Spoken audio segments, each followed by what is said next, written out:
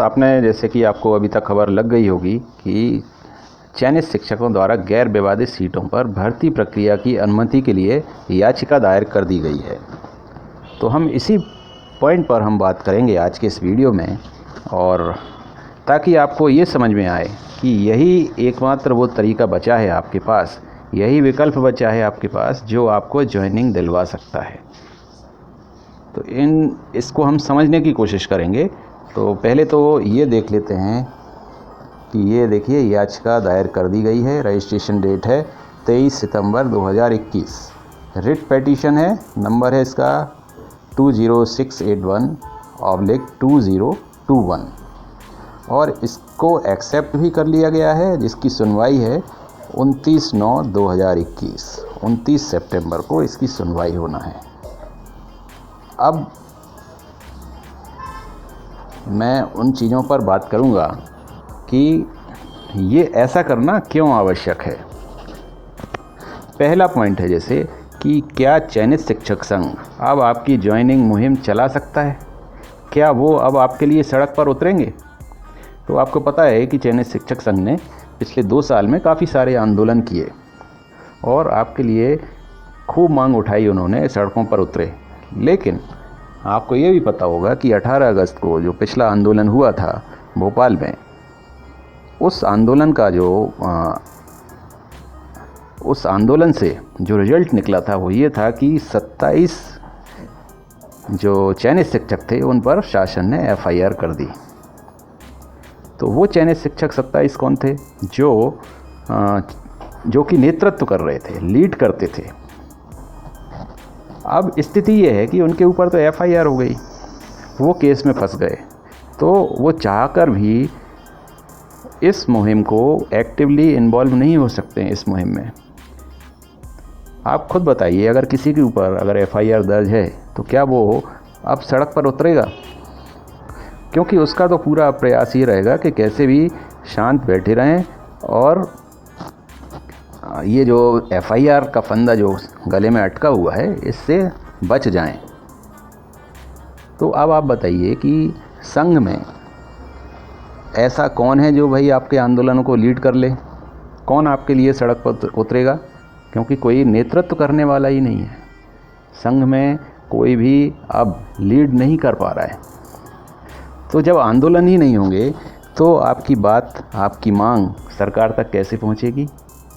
क्योंकि जो भी एक्टिव मेंबर्स थे अधिकांशतः, तो अब भाई कहीं ना कहीं तो डर है ना कि वो सेलेक्टेड लोग हैं, तो अगर वो आवाज़ उठाएंगे तो कहीं उनके ऊपर भी कोई केस दर्ज ना हो जाए, तो सड़क पे उतर नहीं सकते। दूसरा, सोशल मीडिया के थ्रू आप कुछ भी कर लीजिए, उससे कोई फ़र्क पड़ने वाला नहीं है। ट्विटर ट्रेंड कितनी बार करवा दिया, क्या फ़र्क पड़ा उससे? मीडिया अगर ये सोशल मीडिया के जो भी ट्रेंड हैं इनको मीडिया प्रमुखता देता भी नहीं है और उस बात को उठाता भी नहीं है, तो इन चीज़ों से भी कोई फ़र्क नहीं पड़ेगा। तो बात ये आ गई कि आपके लिए अब आज की डेट में आवाज़ उठाने वाला कोई भी नहीं है। ये कड़वा सच है, लेकिन सच तो यही है। दूसरा पॉइंट है, क्या सरकार गैर विवादित सीटों के लिए अनुमति की मांग कोर्ट से करेगी? अब जो केस है, केस की स्थिति पर हम विचार करते हैं कि 27% ओबीसी आरक्षण का जो केस है वो चल रहा है। एक बार को हम मान लेते हैं कि सरकार 14% पर या गैर विवादित सीटों के लिए भर्ती करवाने के लिए कोई अनुमति मांग सकती थी। लेकिन स्थिति ये आ गई है कि कांग्रेस ने भी अपने 2 वकील कोर्ट में लगा दिए हैं। अब कांग्रेस कहती है कि हम ओबीसी को 27% आरक्षण दिलवा के रहेंगे। कोर्ट में उसके वकील इसके लिए बहस कर रहे हैं। तो आप बताइए सरकार कैसे पीछे रह जाएगी? अगर सरकार कहेगी कि हम 14 दिलाएंगे, हमें 27 नहीं दिलाना है, तो सरकार का वोट बैंक कट जाएगा।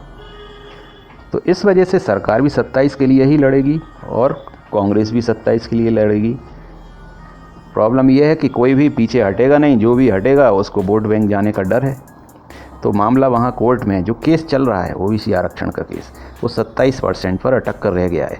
वहाँ कोई भी ऐसा नहीं है जो ये बात करे कि भाई केस तो चलता रहेगा 27% का, लंबा चलेगा। लेकिन कम से कम जो गैर विवादित सीटें हैं उसको तो कर दें कंप्लीट। ये बात रखने वाला कोई नहीं है कोर्ट में। तो आप बताइए कि फिर आपको गैर विवादित सीटें जो हैं, जिन पर कोई विवाद नहीं है, उनके बारे में कौन बात करने वाला है। तीसरी बात है कि क्या हाई कोर्ट में बहस कर लेंगे 27% के ऊपर, क्या उससे कानून वो 27% मिल जाएगा ओबीसी को? जहाँ तक मुझे जानकारी है, जैसा हमने सुना है कि ऐसा होना संभव नहीं है। ऐसा होना तभी संभव है जब 27% ओबीसी आरक्षण के लिए संसद से ही कानून पास हो। ये एक बढ़िया विकल्प हो सकता है। संसद में भी बीजेपी की सरकार है, मतलब चाहे राज्यसभा हो चाहे लोकसभा, दोनों तरफ मेजॉरिटी है। तो सरकार चाहे तो ये तो 2 दिन में कानून बनवा सकती है, लेकिन चाहे जब तो वो एक अलग प्रक्रिया है। कोर्ट केस का इससे क्या लेने देना। अगर संसद से कानून बन गया तो ये जो कोर्ट केस हैं ये ऑटोमेटिक ही सॉल्व हो जाएंगे। ये लोगों को समझना चाहिए।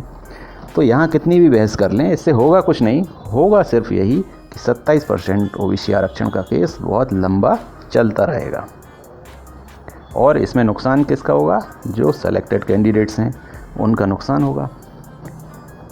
अब आप सोचिए, यहाँ मैं एक चीज़ और बता दूँ कि कैंडिडेट्स को ये मांग करनी चाहिए कि गैर विवादित सीटों पर ज्वाइनिंग दी जाए, इसकी अनुमति दे कोर्ट। और इसमें उन कैंडिडेट्स को डरने की भी ज़रूरत नहीं है जिनको लगता है कि अगर 14% के हिसाब से भर्ती होगी तो जो 14% में नहीं आ रहे हैं वो रह जाएंगे।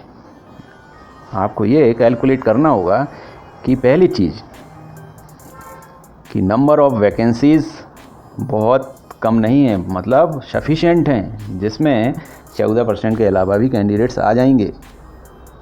आप सोचिए कितने सारे कैंडिडेट्स रिजेक्ट हो गए हैं, कितने सारे होल्ड में चले गए हैं, एलाइड वाले अलग यहाँ से अलग हट गए हैं। दूसरा, चाहे यूपी हो, चाहे राजस्थान, चाहे छत्तीसगढ़, यहाँ के कैंडिडेट्स थे, उनको वहाँ ज्वाइनिंग मिल गई, तो वो क्यों ज्वाइन करेंगे? तो पद तो बहुत सारे हैं। दूसरी बात है कि आप ये क्यों भूल रहे हैं कि सिर्फ डीपीआई में ही भर्ती नहीं होना है, ट्राइबल विभाग में भी भर्ती होना है। वही, और अभी क्या है कि दोनों जो लिस्ट आई हैं, प्रोविजनल लिस्ट, वो डीपीआई और ट्राइबल की एक ही जैसी हैं। तो भाई किसी को एक ही जगह तो मौका मिलेगा, तो चांसेस तो वहाँ भी हैं। मान लीजिए अगर डीपीआई में सबने ज्वाइन कर लिया तो वो ट्राइबल में तो नहीं करेगा ना ज्वाइन। तो ट्राइबल में तो उसी को मौका मिलेगा जो डीपीआई में जो ज्वाइन कर लेंगे, उनके पीछे वाले कैंडिडेट्स, उनको ट्राइबल में मौका मिलेगा। तो डरने वाली बात नहीं है। सेलेक्टेड कैंडिडेट्स ही बहुत कम हैं, इतने कम हैं कि आप सब एब्जॉर्ब हो जाएंगे अगर गैर विवादित सीटों का कोर्ट से परमिशन मिल जाती है। तो वो डरने वाली बात नहीं है। आप सबको ये सोचना चाहिए कि कैसे भी ये भर्ती अब कंप्लीट हो, आपको ही डिसाइड करना पड़ेगा, वरना शासन प्रशासन को तो कोई लेना देना नहीं है। उनके काम तो रुकते नहीं हैं, वो सब चलते रहेंगे। डिसीजन आपको लेना है कैसे आपकी ज्वाइनिंग हो पाए। मैं ये नहीं कहता कि जो भी चयनित शिक्षक हैं जिन्होंने ये याचिका लगाई है, आप उसमें पैसा खर्च करें, कुछ भी करें, मेरा ऐसा मानना नहीं है। मैंने तो वस्तु स्थिति स्पष्ट की है, आप इसके हिसाब से तय करें करना क्या है। लेकिन आपको मैं ये बता देना चाहता हूँ कि गैर विवादित सीटों पर ही अगर आप जो है भर्ती करवाने की मांग करेंगे तभी आपकी ज्वाइनिंग हो पाएगी, और इसके अलावा आपके पास और कोई विकल्प है ही नहीं। आंदोलन हो नहीं सकता, कोई करने को तैयार नहीं है। सरकार और विपक्ष दोनों 27% पर अटके हुए हैं, उससे कोई नीचे जाने को तैयार नहीं है। और 27% का जो कानून है वो जब कानून बना दिया जाएगा तभी वो आरक्षण मिल पाएगा। तो ये अब आपको तय करना है। आपको अब गैर विवादित सीटों पर भर्ती करवाने के लिए ही संघर्ष करना चाहिए। ये मेरा एक पर्सनल मेरा सजेशन है, सुझाव है। तो कल जो याचिका लगाई गई है, कल उसकी सुनवाई होना है 29 सितंबर 2021। तो देखते हैं कि 29 सितंबर को इसका क्या परिणाम निकलता है, क्या होता है, ये सब कल पता चलेगा। बाकी जो मैंने बताया है उस पर आप विचार करें, क्योंकि यही एकमात्र विकल्प चयनित शिक्षकों के पास है, ये आपको समझना होगा। तो इस वीडियो में इतना ही। Take care.